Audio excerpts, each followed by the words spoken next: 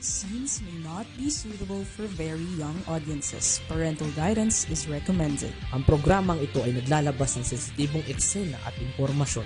Striktong patnubay at gabay ng magulang ang kailangan.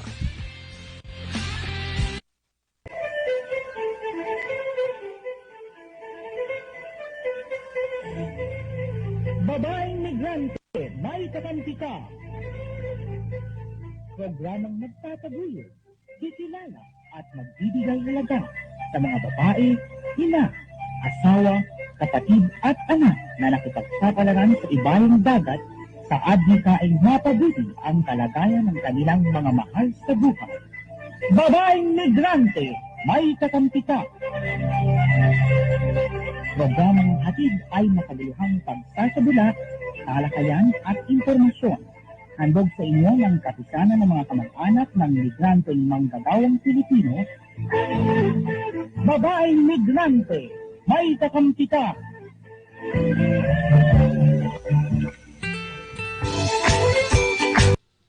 Okay, isang magandang araw po sa atin lahat.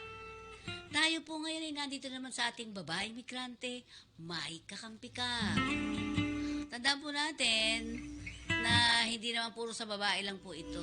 Kaya lang kasi mas marami ngayon ang ipinalalabas na puro babae. Kaya ito po ay isa sa ating babaeng migrante, may kakampi ka. Pero of course, lahat po tayo ay kasali dito. Ayan, diba? So mga kakampi, ito muli ang inyong lingkod, Fenny Codemos, para po sa ating babaeng migrante, may kakampi ka. Ang unang-una natin pong pag-uusapan ngayon, malapit na ang Christmas. Ilang araw na lang ba? Sige, lagay natin, pakita nga natin muna. Yan. Ang babaeng migrante, may kakampi ka ay kasapi po ang kakampi online ng Philippine Online Broadcasters Association. Ayan. At syempre mga kakampi, marami po kami nga ibibigay sa inyo. At syempre thank you naman sa mga nakuha natin sa mismong Facebook natin. Ano po? Gusto natin ipakita sa inyong mabuti ha. Una, gusto ko maipaalam sa inyo, ano nga ba ang ginagawa ng Singapore. Ayan. Yung embahada natin sa Singapore, marami silang mga activities doon. And by the way, ipapakita natin dito lahat ang mga embahada kung ano po talaga ang ginagawa nila. Diba? Hindi lang naman puro kaso ang ginagawa ng ating mga embassies abroad. Diba? Well, isa na yan ang pagtulong sa ating mga OFWs. Pero syempre, kasama din dyan ang mga iba't ibang aktibidades ng mga OFWs. Pwede na ba natin makita ang sa Singapore? Sige, pakita na muna natin bago natin ipakita ang ating Kapaskuhan.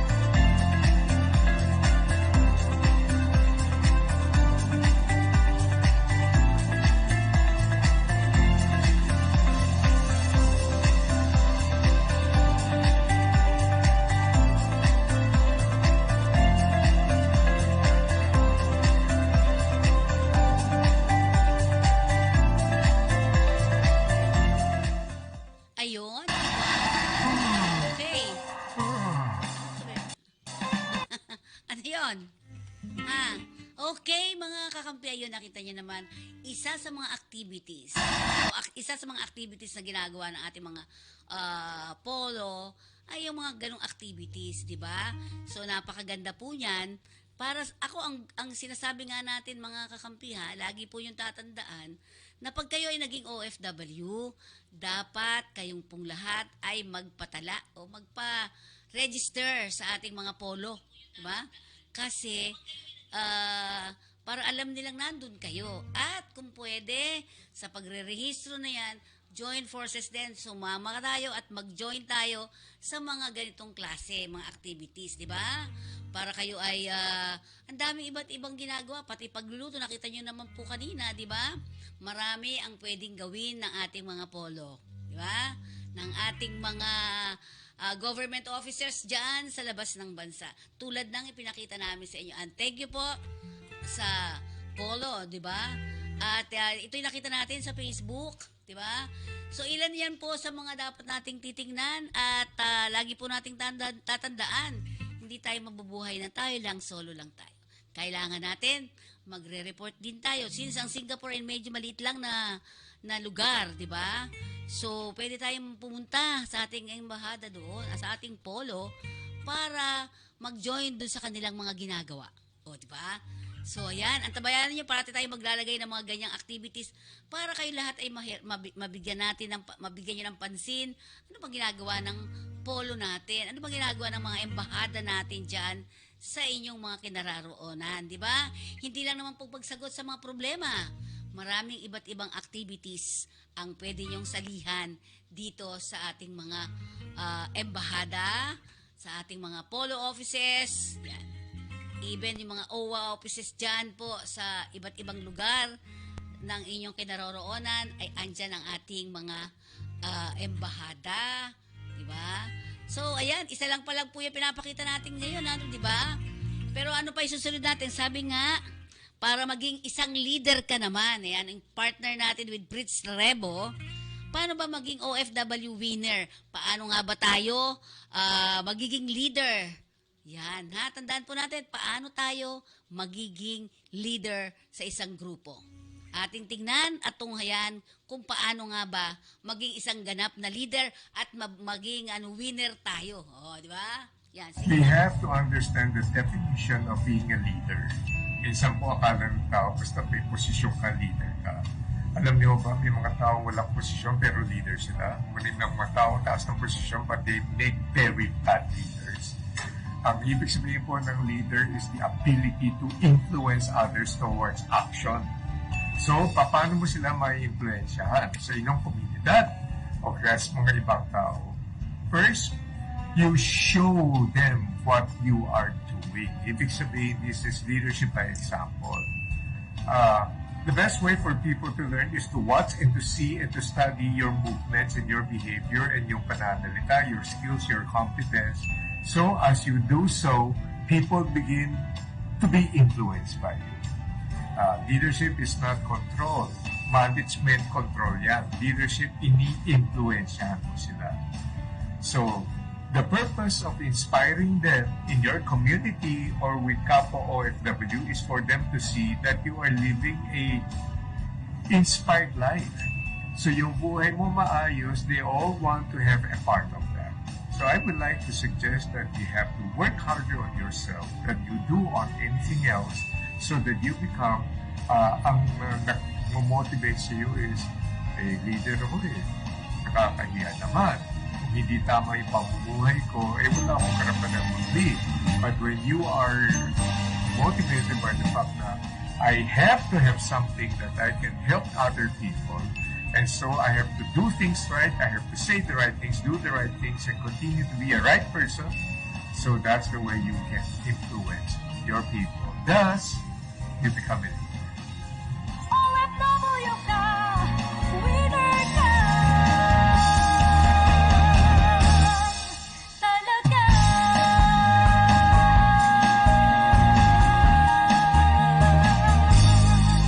Okay, balik tayo. Ayan sinasabi. Para maging OFW winner ka, gusto natin sana para ikaw ay maging isang OFW winner, alam mo kung anong gagawin mo, alam mo kung anong tatahakin mo. At being a leader, kahit wala kang posisyon dyan, pero makita mo ikaw ay napaka-smarte, excellent, mga ganyan. Aba, at may puso ka, may pag-iisip ka, pwede kang maging isang tunay na leader. Diba? At syempre, hindi tayo maninira ng kapwa-tao natin. Sa ibang bansa, napansin natin, may mga ilang OFW po ay naku. Kakaiba rin po, ano po, wala tayong inggitan. Kaya nga isa nating kultura, alam mo yun, yung para tayong crab mentality.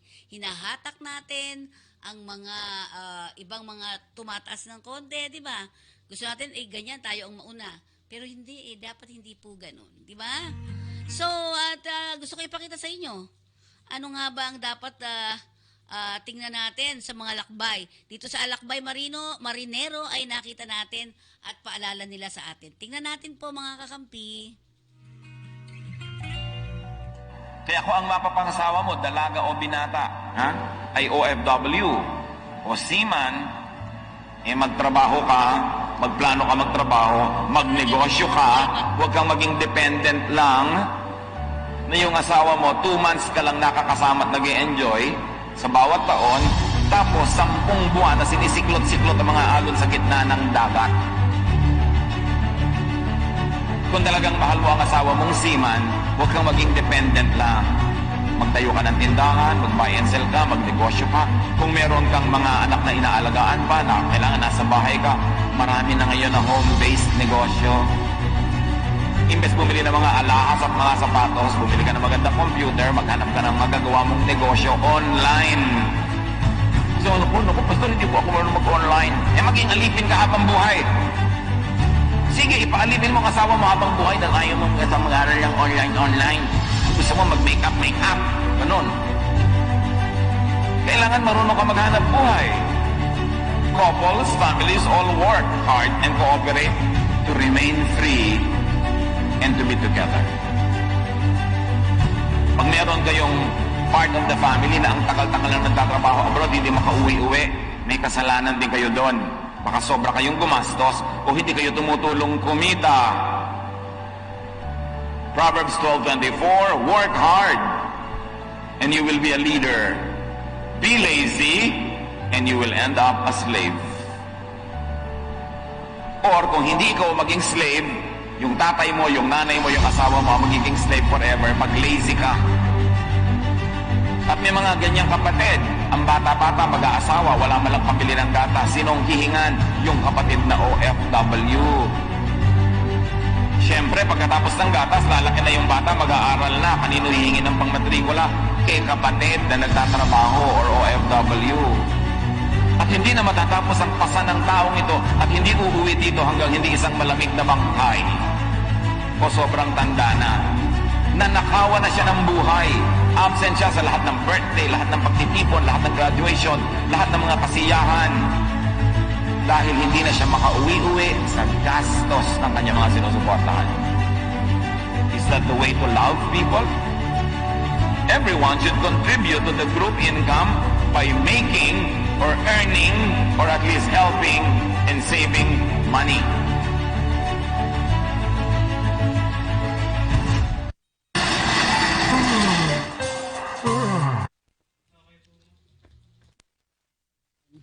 Okay, ayan.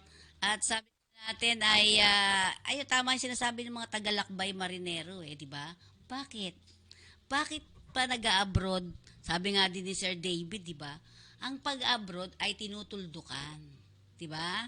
Dahil darating ang panahon, dapat ikaw ay nakabalik na sa iyong bansang pinanggalingan. At dapat nakakuha ka na, ibig sabihin, tayo ay may negosyo ng magaganap dito sa Pilipinas. Yeah? Napakasarap ang sabihin na tayo ay mayroong ng sariling negosyo sa ating bansa. Di ba? Yung mga ganong klase. Pero kung ikaw sadyang magastos, ay naku, napakakawawa ng mga OFW kapag kaganon. Kaya kailangan matuto tayo na mag-ipon at matuto tayo gumastos ng tama at wasto. Hindi naman natin sinabing huwag kayong gagastos. Pero ang sinasabi natin dito, matuto tayong magnegosyo muna. Dahil kapag ikaw may naipundar na negosyo, Ibig sabihin lang, sa mga susunod na panahon, kaya mo nang gumastos.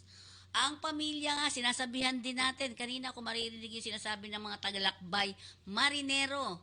Diba? Sabi nila, matuto rin ang pamilya na makagawa rin ng trabaho.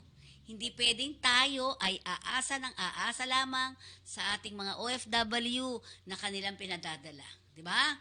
Kailangan paghandaan din ang pagbabalik ng isa nating mahal sa buhay galing abroad. Sabi nga ni Sir David, tuldukan ang pag-a-abroad. Parang kumbaga dito ka na sa Pilipinas, meron ka pa rin namang negosyo. Kaya dapat paghandaan ito. Diba? Huwag tayong ubus-ubus biyaya. Bukas naman ay nakatunganga. Diba? Ilang araw na lang, pag Christmas na, mula ngayon hanggang sa December 25, 23.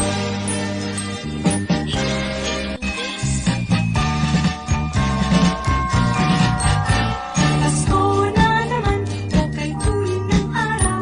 Paskong nagdaan, tila bagong kailan lang. Ngayon ay Pasko, dapat pasalamatan. Ngayon ay Pasko, tayo ay mag-awitan. Pasko, Pasko, Pasko, Pasko naman muli. Tanging araw na ating pinagkamimiti. Pasko, Pasko, Pasko, Pasko, Pasko naman muli. Ang Okay, balik tayo sa ating babaeng migrante, may kakampi ka. Pero bago tayo magdire-diretso sa ating usapin, gusto ko ipaalala sa inyong lahat po ng lumalabas ng bansa, mag-ingat din po kayo at may mga karapatan po tayong dapat sundin. Sige nga po, tingnan natin. Ano nga ba ang RA 10022 o Migrant Workers and Overseas Filipinos Act of 1995? Ito ay batas na nakatuon sa proteksyon at pagsulong ng kapakanan ng ating mga kababayang OFW. Bakit nga ba mahalagang malaman ng bawat manggagawang OFW ang mga ito? Dahil ito ay makakatulong upang malaman ang mga karapatan bilang isang manggagawa tulad na lamang ng mga sumusunod. Pagbabawal sa paniningil sa mga manggagawa ng illegal recruitment fees at iba pang panggastos. Malayang paghahanap ng trabaho at paghahanap ng papasukang hanap buhay. Karapatan sa laban panghimasok sa pansariling pananahimik. Karapatan sa pamamahinga at paglilibang. Confidentiality at pangangalaga sa mga personal na datos at impormasyon ng manggagawa. Alamin ang iyong bansang pupuntahan at pagtatrabahuhan. Karapatan sa diskriminasyon, malayang pagpupulong at pagsama-sama. Kaya kung ikaw ay may katanungan at nais na ireklamo tungkol sa iyong karapatan, maaaring dumulog sa tanggapan ng ahensya sa mga sumusunod.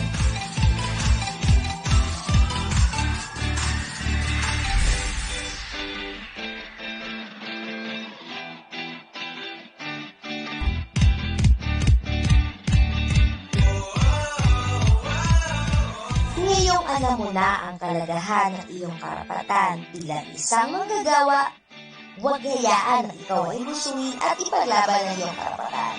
Ingat ka, bayan!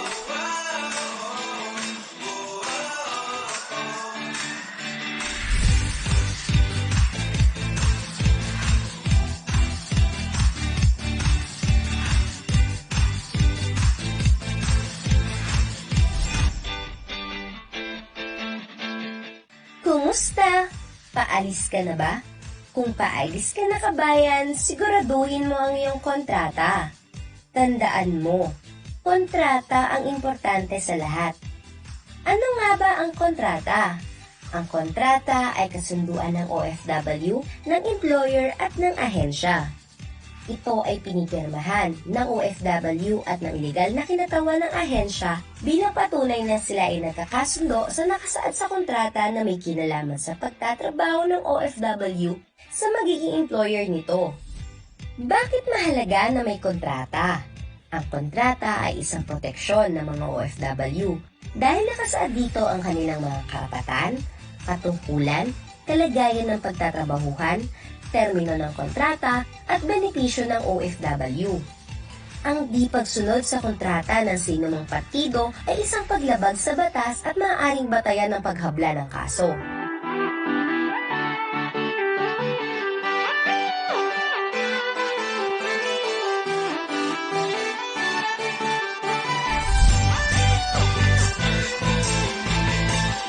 Ano, kabayan? Handa ka na ba? Huwag kalimutan ng iyong kontrata, ha? Ingat!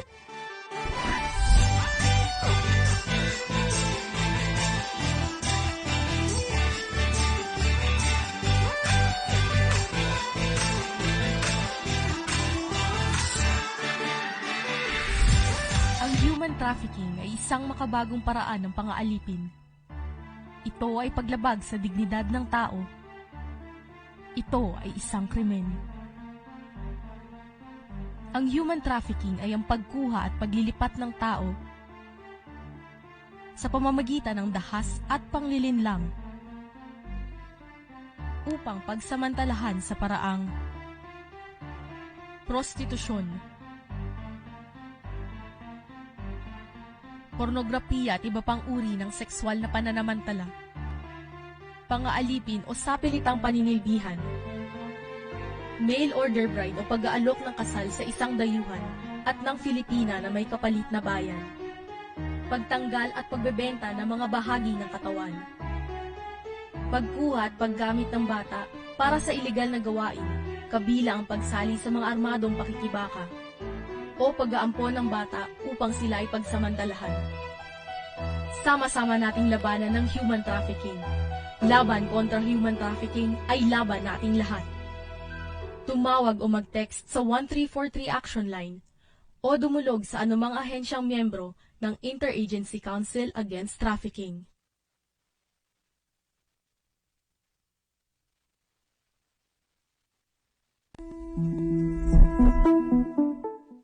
This is the story of Rita, a 29-year-old BS Education graduate working as a customer service representative. Using social media, she was enticed by a recruiter with an overseas job opportunity. Because of her love for her family, Rita was immediately convinced to work abroad.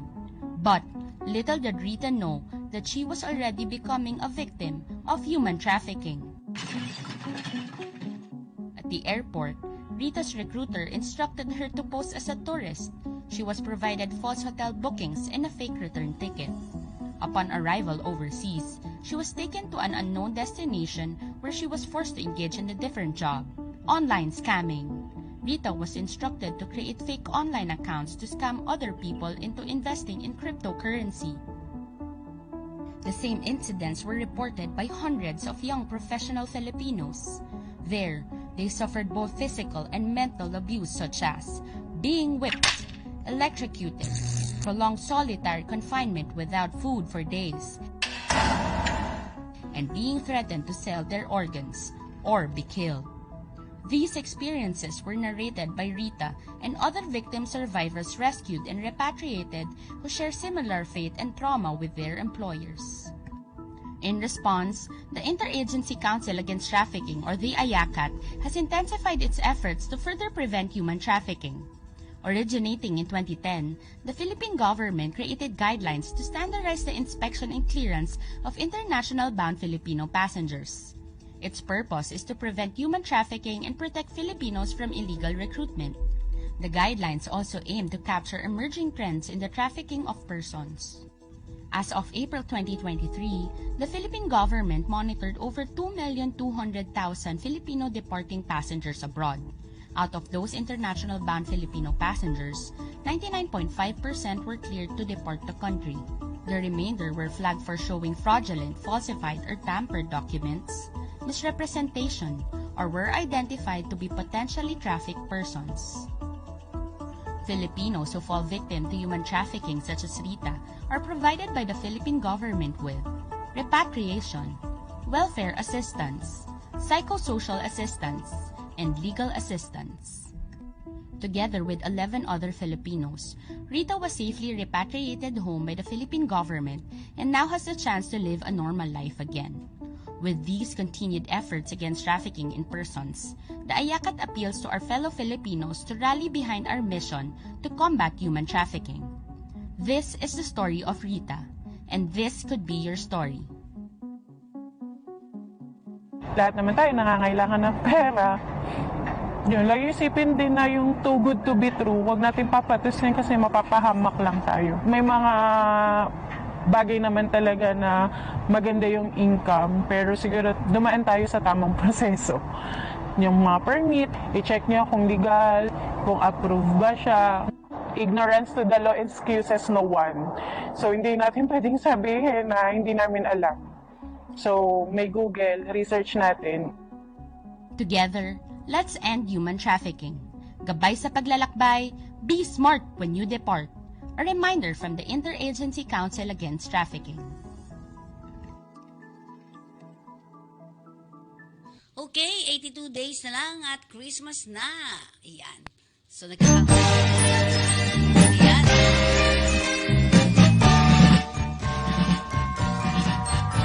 Pasko na naman, okay tuloy ng araw. Paskong nagdaan, tila ba kung kailanman. Okay, at syempre 82 days na lang, Pasko na. At dahil magpapasko, ayan na sabi natin, puntahan natin, sige, pasyal-pasyal naman tayo. Okay, pasyal-pasyal naman po tayo doon sa ating mga tourist destination. Sabi nga natin, yung mga OFW ngayon, this coming December, maraming magbabalikan, libo-libo po ang babalik ng Pilipinas para lang makiselebrate sa kanilang mga mahal sa buhay. Diba? Tama naman yan. At syempre, doon sa mga OFWs, tandaan po natin, ingatan ang inyong mga bagahe. Ingatan, mabuti. Huwag kayo magkukwento kung kani-kanino. Alam niyo naman ngayon, ang problema ng mga, ng mga OFWs, maraming naluloko. So, bigyan namin kayo ng mga tourist spot dahil nga sa malapit ng Pasko. Sa puntahan natin muna ang Parol Capital, ang Pampanga. Kamusta na ang Pampanga? Tingnan natin. Diyan po ako. Diyan po ang mga nanay ko. Christmas Lantern Store sa San Fernando, Pampanga. Tingnan nyo naman. Diba? Naglalakihan. Napakaganda. Ha? Mas malaki pa kay RB daw. Ayan. Totoo naman. Oo, ayan. Puntahan natin. Ang gaganda. Diyan ako nakabili ng parol din. Matibay ang mga parol dyan. Diba? Yan ang isa sa napakaganda dito sa Pampanga. Diba? San Fernando, Pampanga.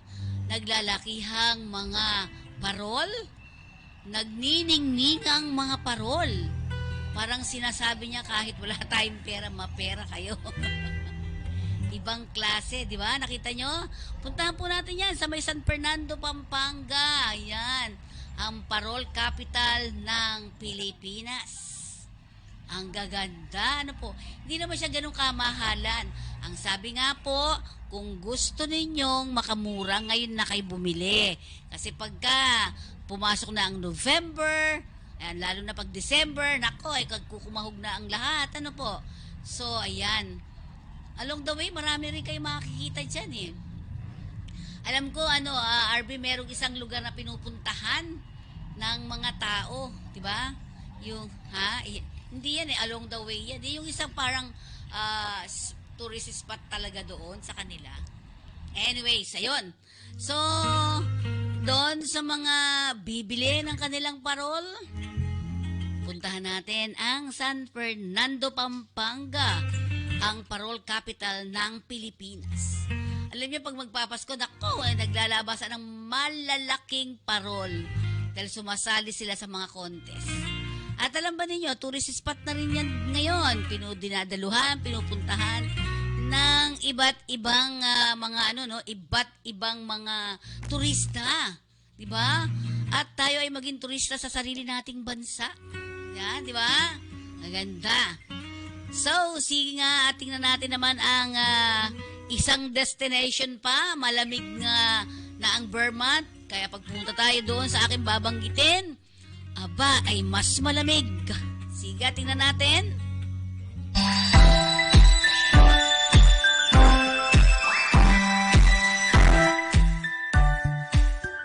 Ang tourist spot ito. Baguio nga.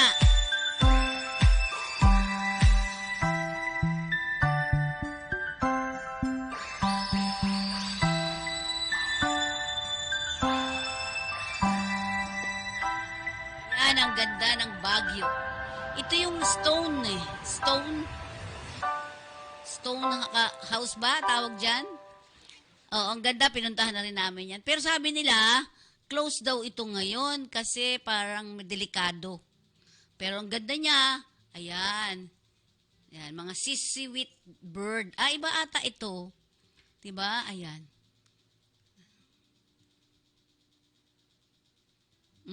Ayan. Ay, ito na nga. Ang mga pagkain dyan, ako, napakamura din. Ayan, oh, di ba? Ang ganda. Ako naupo ko sa isang tabi kasi ang layo. Hindi ako makakyat sa taas eh. Yan, Temple Kabunyan. Okay, meron pa yan. Yung sinabi natin kanina pa, may mga ilan pang mga tourist spot dyan. Tingnan natin, ano? Hindi, yan, sige. At dire-diretso pa rin tayo sa ating babaeng migrante. May kakampi ka. Sabi ko nga sa inyo kanina, tayo pong lahat ay bibiyahe na naman at ang daming mga... Anong araw ba ang Pasko ngayon? Parang Monday yata? O, tingnan nga. Anong araw ang Pasko? O, Monday yan. So, mahaba na naman, di ba? Sigurado, baka Martes, walang pasok or pasyalan blues, di ba? Tingnan natin, ang Baguio, meron pang isa akong pinadala sa'yo.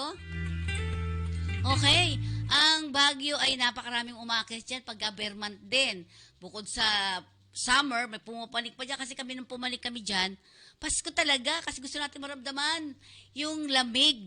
Di ba? Yung lamig talaga, di ba? Nung kami magpapasko dumating yan, nakita namin talaga yung fog talaga, hindi smog. Fog talaga po yung nakita natin. Ang ganda, ang sarap ng feeling na merong fog na umiikot-ikot sa yung ganyan, nawawala yung ano, di ba? Pero yun nga, medyo nakakalungkot dahil hindi pa rin masyadong ganun kaayos ang sitwasyon ng mga, alam nyo po yon, yung, kasi medyo traffic, yon ang sinasabi natin. Medyo traffic talaga. Ang maganda nga dyan, lakarin mo na lang. Sometimes nilalakad lang yun kasi wala talaga, sobrang di ba? Ang mga dinadala, Mines Brew, lagi naman natin pinupuntahan yan di ba? Yan. Yung mga, nakita mo ba? Sige, video yon. Ayan, nakita nyo at siyempre pasyal-pasyal lang din tayo, maging turista tayo sa ating sariling bansa. Para tayo din, ang bansang Pilipinas ay kumita. Diba? Dapat, ganun. Hello, Alex Napire. Yan. Sir Alex, kamusta na? Sige. At sabi nga, magandang hapon po, Mampe. Okay po, magandang hapon din, Sir Alex. Kamusta ka na? Yung ating trabaho, kamusta? So, yan. So, ang babaeng migrante may kakampi ka ay nakapatuon sa pag-a-abroad. Okay. Tingnan nga natin. Ito yung Stone Kingdom.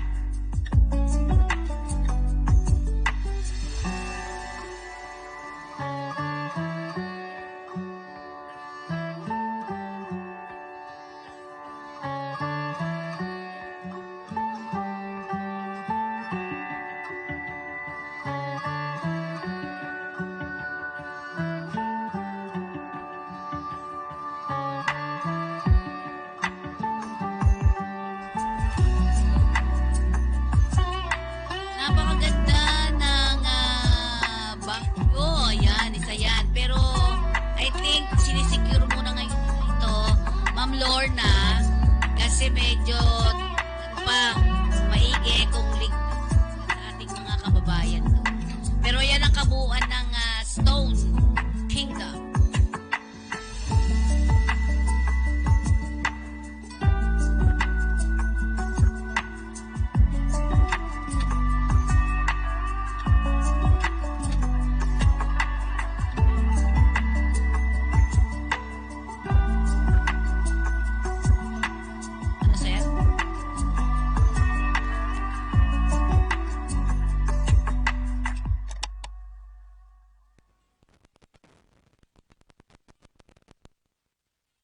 Okay, ayan, ang ganda.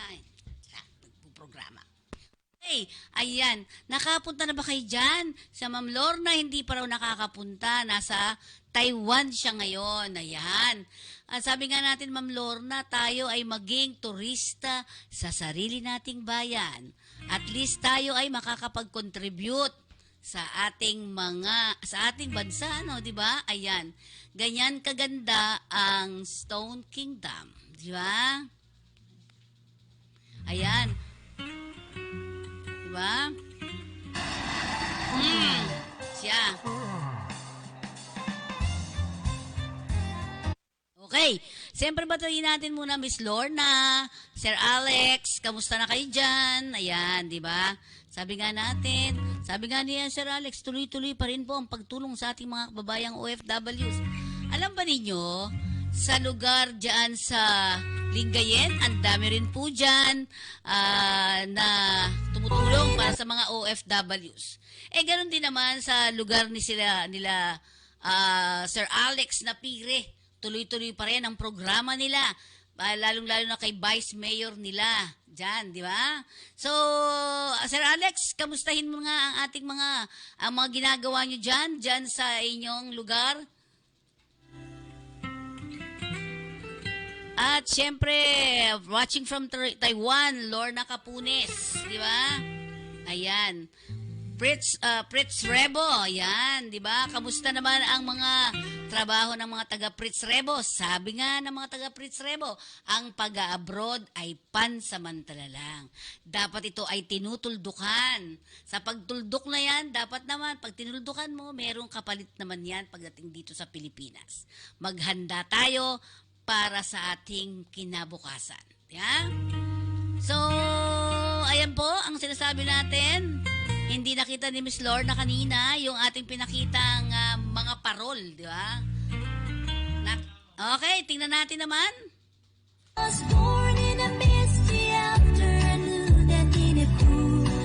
Tingnan po natin ito. Summer daw yan, pero mas maganda pumunta dyan pag malamig. Boating area. Burnham Park. Ayan po ang ating tourist spot sa Baguio.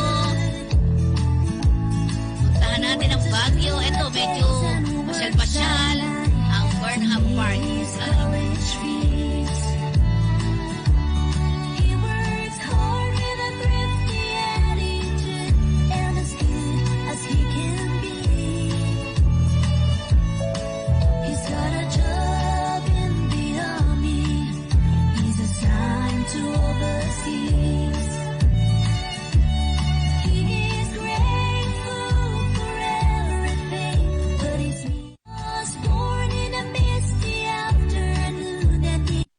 Isa lang pala yun.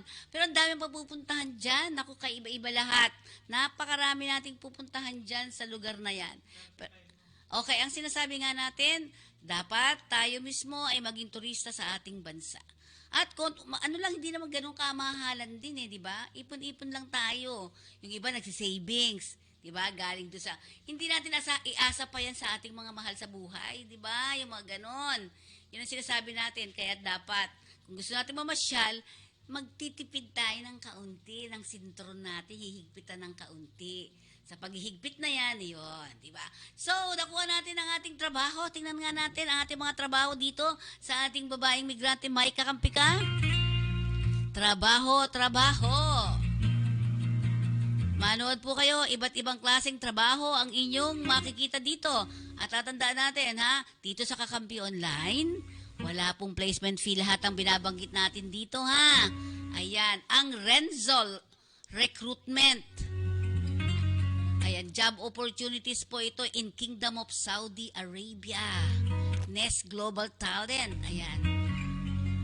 Urban planner ang kailangan nila. Architecture, fire engineer, interior designer, marketing with graphic design, mechanical, piping, HVAC yan mechanical HVAC, piping, surveyor, and civil engineer.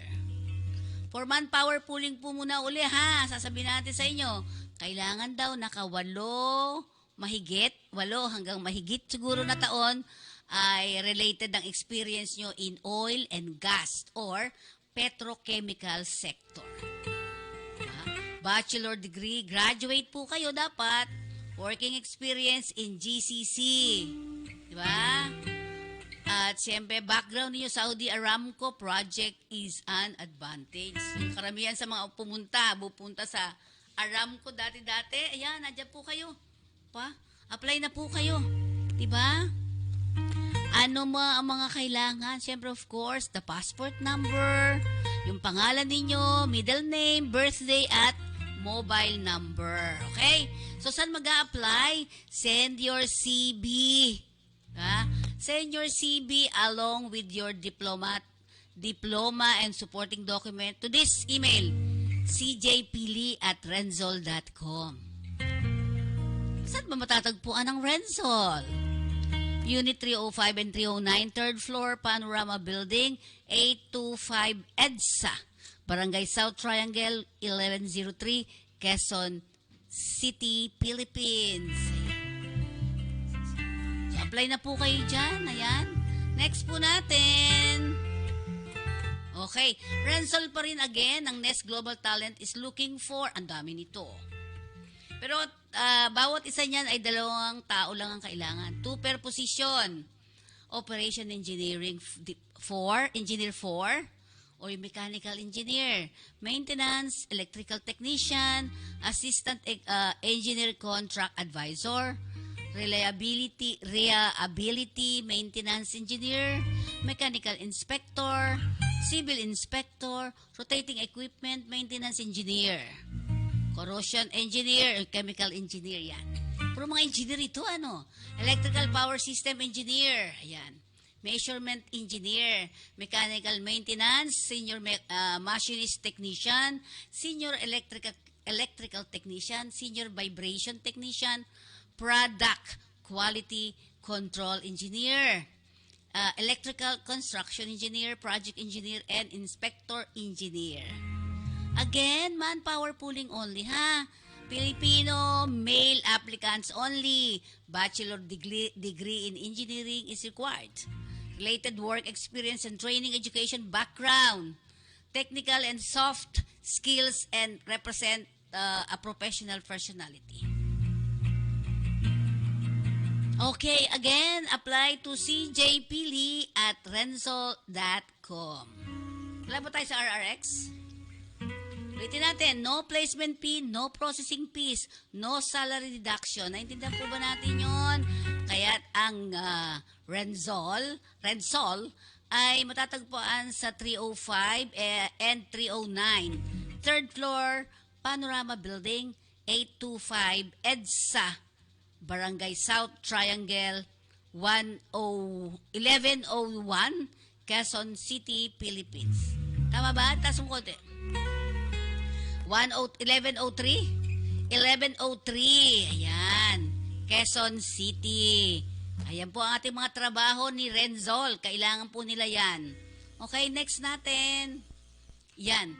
At syempre ang aking paborito rin na LBS Recruitment Solution Corporation or Lito B. Soriano Recruitment Corporation. Yan.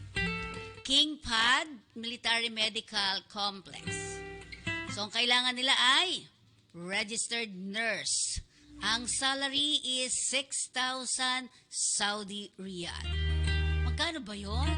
12 pesos na ba ang Saudi Riyal ngayon? Check mo nga kung 13 na ba o paano. Ang US dollar, sa US dollar, ito ay pumapalo sa 1,600 US dollar. Okay? Okay. Ang kailangan po ng ating LBS solution ay ang home health care, newborn nursery, premature SCBU, hemodialysis, and coronary care unit. Neonatal intensive care unit, medical services, nursing, radiology unit, adult cardiology, cath lab, laboratory unit. Their telephone number, ayan, positive 63-28524-4745. Positive 63-28524-4750. Positive 63-253-027101 hanggang 201 to 204. Nasaan ba ang LBS solution? Nasa room M3 hanggang M5. 300 to 302. Nandun sila sa 304 at 4 and 401. Saan ba banda ito? Nasa number 610, Gochanco Building, TM Calao Street, corner MY, Orosa Street, Ermita, Manila. Okay, next natin. Ang dami mga trabaho at ano naman to? Sa Papua New Guinea. Ayan. Kailangan nila ng electrical engineers. Ang daming kailangan ngayon talaga. Sabi nga ni Ma'am Cora kahapon, hindi talaga natin maiiwasan ang mag-abroad kasi maraming kailangan ngayon na gustong-gusto nila Pinoy di ba? Candidate qualification for Papua New Guinea. Male, physically fit. Okay naman talaga dapat. Bachelor's degree in electrical engineering. 5 years experience in construction power plant. Oversees the implementation of electrical project and provides maintenance planning support. Design and maintain the electrical infrastructure and prepares management report to provide detailed updates on all existing planned electrical engineering project. Skilled in project management, electrical maintenance, high voltage switching, regulatory compliance, at etc. Knowledgeable also in AutoCAD and other electrical software. Mukhang mga ano na to talaga, mas matitindi. Ayan, knows how to read electrical diagrams and drawings. Good English communication skills. Okay. Ano ba mga kailangan nila? Ito, detailed CV resume. Passport, valid for more than 3 years.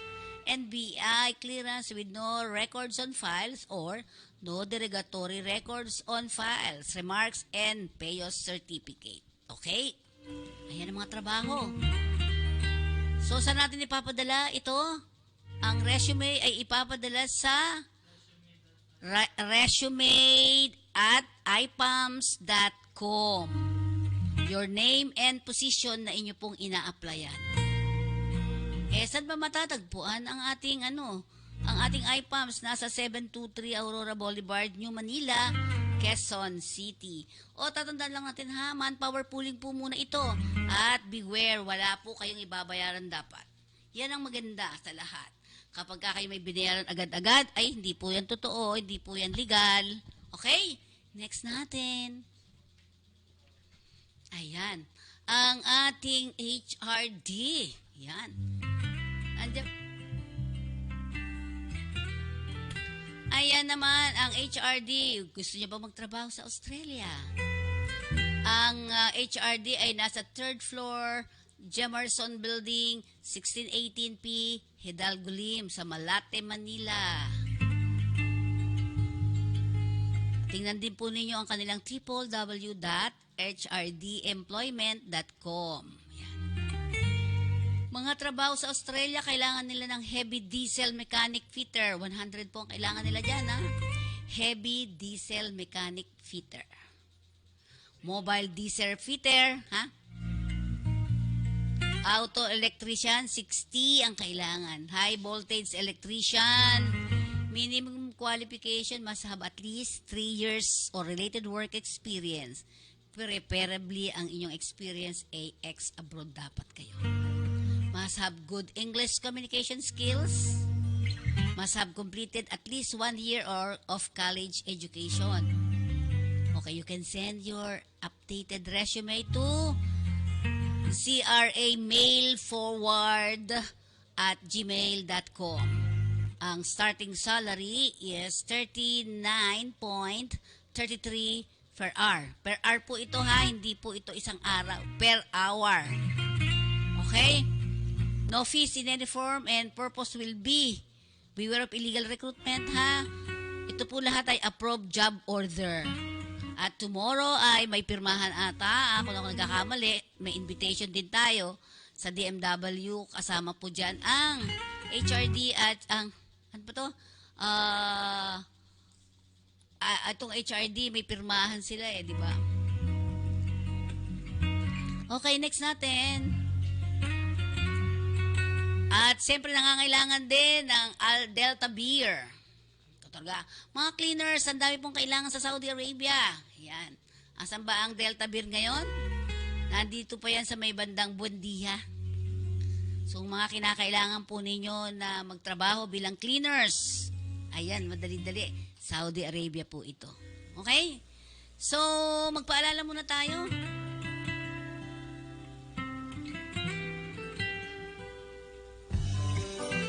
Sa ngalan ng pag-ibig, handa akong gawin ang lahat.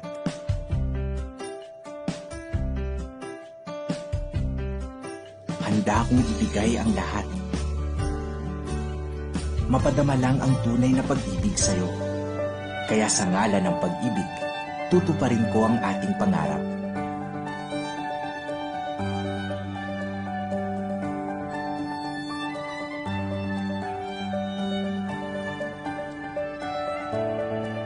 Sa susunod na kabanata, isa lang ang ating aasahan. Ang Pag-ibig Housing Loan.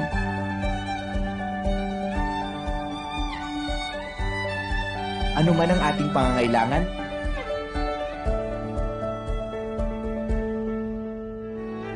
may home loan na bagay sa atin. Simple man o grande ang dream home natin, posible dahil sa kanilang lowest rates.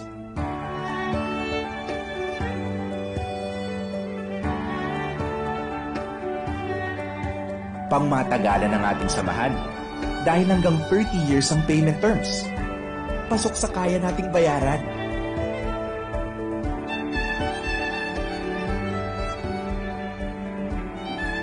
Para sa'yo, para sa akin, para sa pangarap natin. Lahat gagawin, lahat tatahakin. Sa ngalan ng pag-ibig, walang imposibleng pangarap. Hello everyone, hoping that everything is well with you. Narito po ang mga job openings sa Australia ng Licensed Philippine Recruitment Agency ng HRD Employment Consultants and Audit Services para sa kanilang employers Australian Stellar Recruitment. They need not less than 100 heavy diesel mechanics or fitters with minimum 3 years relevant experience, preferably abroad, or mga ex-OFWs ang hangad ng ating mga kliyente with very good English communication skills. At para naman ma-exempt sila from taking the IELTS or the English Proficiency Examination, candidates must have completed at least first year of college education or kahit nakapagtapos sila ng 1 taon man lang na vocational course. Salary starts at Australian dollars, $39.33 per hour, or about 1,400 pesos sa ating pera. How to apply? Candidates must send their comprehensive or detailed CV or resume to the email address written in this video. Good luck, everyone! Okay, balik tayo. Ang huli natin, ayan, gusto ko uling balikan ninyo sa mga OFW na gustong mag-abroad. Dapat lagi yung titingnan itong mga sinasabi sa atin ng ating mga advocates also, 'di ba? Tingnan niyo. Sabi nila, wag daw kayong mag-abroad. Bakit? Ito po ang mga dahilan. Kung kayo po ay hindi buo ang inyong kalooban. Alam niyo yon? Hindi buo ang iyong loob sa pagtatrabaho. Pwede bang iganyan mo, be? Yung dalawa? Puupo ka dyan, kukurutin. Yung iganyan mo siya para ano? Katulad ng ginagawa mo kay ano? Sige. Okay. Sabi ni Miss Marge Socorro, sabi niya, huwag kang mag-abroad. Yan, sinasabi nga natin, huwag kayong mag-abroad kung kayo ay mahina ang loob. O, di ba? Mahina ang loob. Hindi buo ang isipan. Tapos pinipilit ka lang ng kapitbahay mo. Di ba? Yan. So, wag ka nang mag-abroad kapag ka ganun. Kung hindi talaga malakas ang loob mo, at may pumipilit lang sa'yo, asawa mo, o galit ka sa asawa mo, tapos na ako, hindi ka pa tapos, mga ganon. Diba? Kung di buo ang isipan at loob mo sa paghahanap buhay, at hindi rin ikaw ay pinipilit-pilit lang ng iyong mga kasama, ay wag ka nang umalis. Diba? Huwag ka nang umalis. Sige. Okay. Hindi ka pinipilit. Yan. Gusto mo talaga. Nasa iyo yun. Kasi gusto mo magsakripisyo. Ngayon, hindi mo kayang magsakripisyo. Diba? Hindi ka lang basta-bastang magsasakripisyo. Naku, to the max ang pagsasakripisyo talaga. Kundi walang katapusang pagsasakripisyo talaga. Nakuha niyo ba yung sinasabi natin? 3 na yan, pangatlo ha. Pag di buo ang loob mo at may nagpipilit-pilit lang sa'yo, akala mo ay okay ka sa pagsasakripisyo. Ang pagsasakripisyo rito hindi po ganun. Di ba? Hindi siya ganun kadali. Diba? Akala mo lang, sige, hindi ako kakain ngayon. O tama, ibibigay ko muna sa anak ko. O tama, ganito lang muna. Hindi po pwedeng ganon. Diba? Kailangan matuto ka talaga magsakripisyo. Hindi basta-basta sakripisyo ito. Kung hindi, walang katapusan na pagsasakripisyo. Diba? Yung mga ganon eh. Laki mo. O kunyari, ngayon, kung hindi mo kaya magpasensya, ikaw ba ay pasensyasang tao? Ay, nawala. Kung hindi mo kaya magpasensya, dili din pwede na mag-abroad. Hindi pwede. Dahil sa abroad, milya-milyang PC po ang pasensyang dapat na dadalahin mo. Diba? Nakuha niyo ba yung gusto kong sabihin? Kung di mo kayang magpasensya, alam mo dapat ano yan eh, kakain ka lagi ng pasensya. Ayaw ka pasensya, alam mo yung pagkain na pasensya. Yun. Kailangan tayo ay marunong magpasensya. Dahil sa abroad, pag wala kang pasensya, dapat haba-habaan daw talaga kasi, no? Di ba? Yun, habaan ang pasensya. Dahil pag hindi natin hinabaan ang PC ng pasensya natin at wala kang daladala nito, huwag ka na lang umalis. Di ba? Kung wala ka namang tiyaga, o kaya kung hindi mo kayang magtiyaga, yun isa yun di ba? Kung hindi mo kayang magtiyaga, dahil hindi kailanman madali ang trabaho sa abroad. Napakahirap po magtrabaho sa abroad. Una, hindi ka taga roon. Ako niyo ba yung gusto ko sabihin? Pag hindi ka taga roon, ay mahirap umangkop ka agad-agad. Lalo na ang bansang iyong pupuntahan ay Muslim. Diba? Iba ang kanilang kultura, ang realidad sa bansang inyong pupuntahan ay talaga namang mahirap. Diba? So, kung hindi mo ka matyaga talaga, at hindi madali ang trabaho sa abroad, tandaan po natin pong maigi yan. Ano po? Kung ikaw na may malulungkutin. Yan, ako. Ano ba, paano ba maging malungkot? Di ba? It's only in the mind also di ba? Kung ikaw ay malulungkutin, hindi mo naman kayang gumawa ng paraan para ikaw ay maging masaya. Ay, dili na alis. Wag na pong umalis. Naintindihan po natin yan? Hindi kayang gumawa ng paraan para ikaw ay maaliw, wag ka nang umalis, di ba? Kung matatakutin ka, abay takutin, di ba? Katulad nung isang nag-report sa atin, di ba?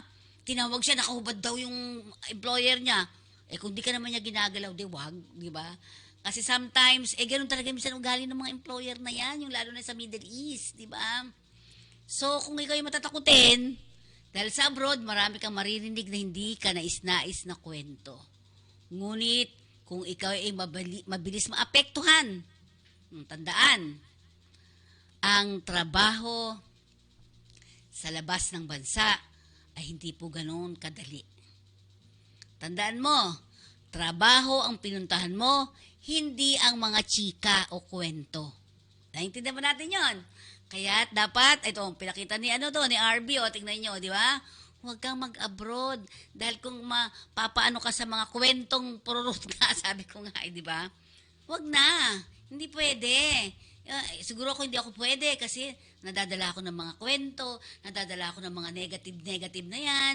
Kailangan mo talaga strong, matatag ka bilang isang OFW, matuto ka. Kasi marami kang makakaaway kung hindi ka marunong. Di ba? Kung ikaw ay mabilis maapektuhan, tandaan, ang trabaho ay kakaiba. Ang pinunta mo kasi doon ay trabaho. Tapos kung ikaw ay makikinig sa mga kwento-kwentong hindi naman tama, nako, ayan, di ba? Kung hindi mo kayang makisama sa mga kapwa-tao mo doon, tandaan po natin, iba't ibang lahi ang makakasalamuha natin sa abroad. Nung ako ay nagtungo, Hong Kong po ito medyo malapit at kapitbahay lang natin. Nakita ko ang iba't ibang uri ng mga manggagawa natin. Merong talaga nagkukwentuhan, masayahin, tapos mamaya, di ba, mamaya-maya naman ay hindi gano'n, di ba, alam mo yon. At laging malungkot siya pag nasa bahay, ganyan. Matuto kayong makisama din. Kasi may mga ibang lahi din naman, na ibang nila, di ba, iba sila sa atin, di ba, kung sensitive ka, at hindi ka marunong makisama, wag ka nang mag-abroad, di ba? Kung hindi ka matatag, dahil sa pag-abroad, madaming maaaring manira sa'yo. Ano ibig sabihin? Dahil iba't ibang lahi ang makakasalamuha mo pag nasa abroad ka na. Kung hindi ka matatag dahil sa abroad, madaming maaaring manira sa'yo at marami rin ang mga karanasan sa pagsubok. Di ba? Maraming problemang kakaharapin ka. Una, iba ang kultura ng bansang iyong pupuntahan. Iba ang relihiyon. Iba ang mga patakaran sa lahat. Sa labas, sa loob ng bahay, sa simbahan nila, sa sambahan nila. Magkakaiba yun. Minsan yung iba, shock talaga. Shock to the bone, di ba? Ngayon, kung kaya mong tiisin lahat yan, sasabihin ko, sige, mag-abroad ka. Di ba? At kung mahina ang iyong kalusugan dahil di ganun ka, ang trabaho, hindi ganun kagaan. Bigat po ang trabaho, nandyan po ang puyat, lalo sa mga kasambahay ito, puyat, kulang sa pagkain. Dahil ang pagkain, kung diba, Middle East yan, wala naman silang kanin, di ba? Yun, puro kubos. Alam niyo yung kubos? Yun. Puro yung matitigas na tinapay. Nung nasa ako, sa Europe po, hindi po sila mahilig kumain ng kanin. Di puro pizza kami. Di ba? Isang linggong, puro kami pizza. Di ba? So, sinasabi natin, kung kayo ay doon kasi sa ibang bansa, kulang sa ako nga kulang Nung nandun ako ay namamasyal lang po, hindi po pasyal. Parang meron ako atin ng mga pinadala ko ng aking opisina kasi may nag-invite sa atin para makita kung ano bang ginagawa ng mga Pinoy sa abroad. Itong pinuntahan ko ay Europa pa. Australia pa. What more yung mga nasa Saudi. Diba? Tandaan natin, mabigat ang trabaho. Puyat, lalo na sa abroad, sa Middle East.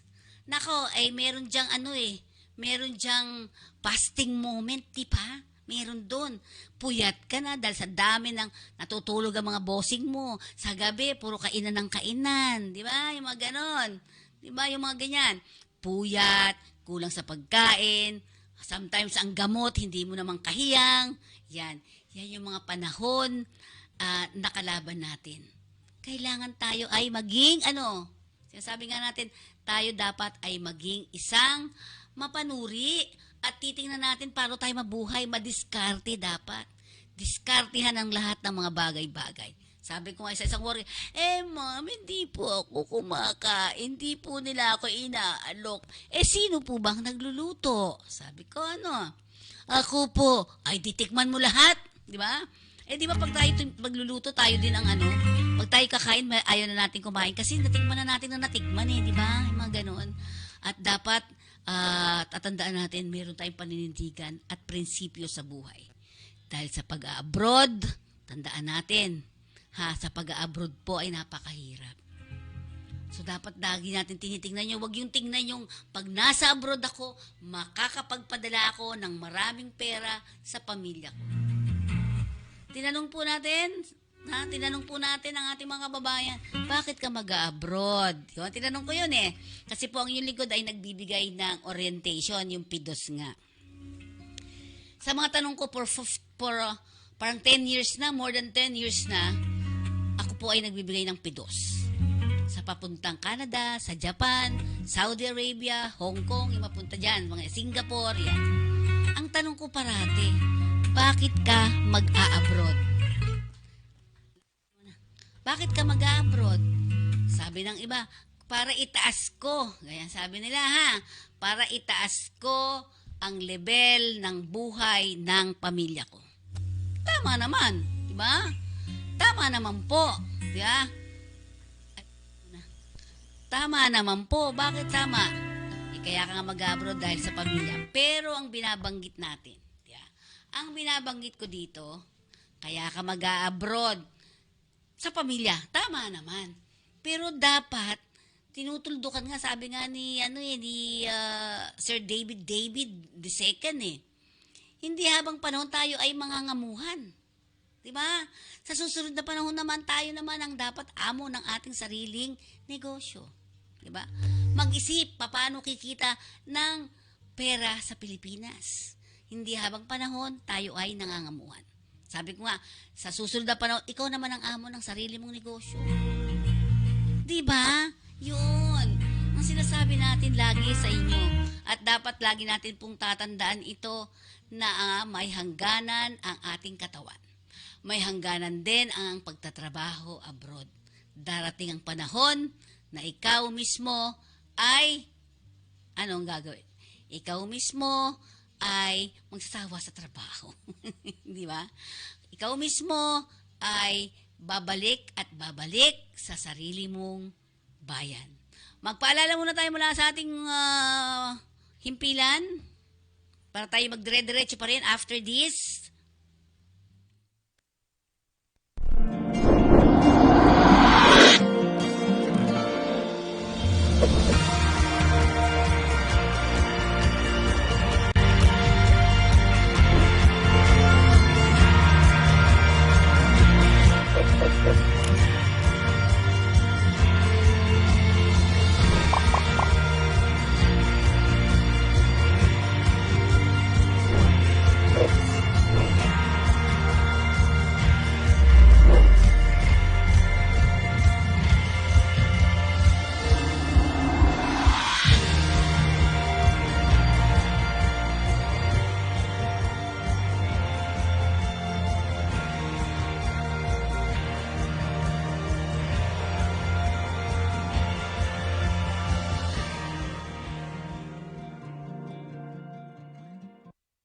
Okay, at syempre mga kakampi, sabi ko nga, ang pag-abroad ay hindi biro. Lagi po nating tatandaan yan sa ating buhay.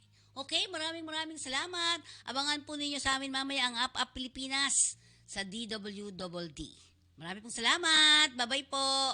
Ang babaeng migrante may kakampi ka ay nasa inyo po parati. Paalam po. Muli, isang oras na naman ang lumipas. Lagi nating tatandaan ang lahat ng problema ang kinakaharap. May kasagutan dito lang sa ating programa, Babaeng Migrante May Kakampi Ka.